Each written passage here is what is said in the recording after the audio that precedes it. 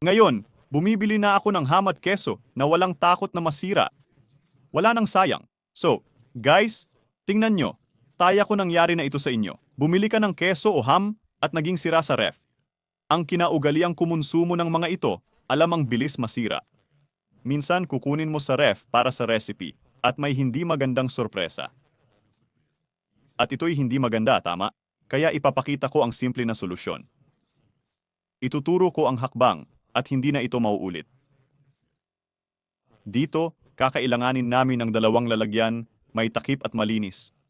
Isa para sa keso at isa para sa ham. Dito nagkakamali ang tao, nag-iimbak sa iisang lalagyan. Kailangan mo mag-imbak sa iba't ibang lalagyan.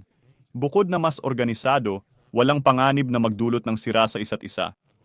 Ngayon gagamit na rin kami ng papel tuwalya. Kung wala kang papel tuwalya sa bahay, pwede rin ang napkin. Pareho lang ang resulta, ipoposisyon ang tuwalyang papel ng ganito. At ilagay ang keso at ham sa papel. Gawin ito sa parehong lalagyan.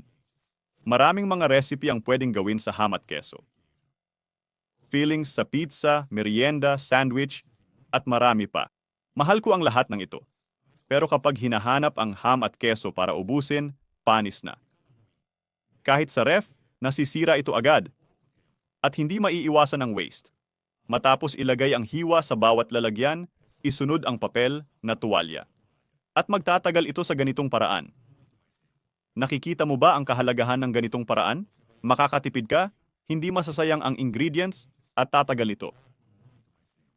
Kaya ito ang tip ngayon. Umasa ako na nagustuhan nyo. Yakap at sa susunod na video.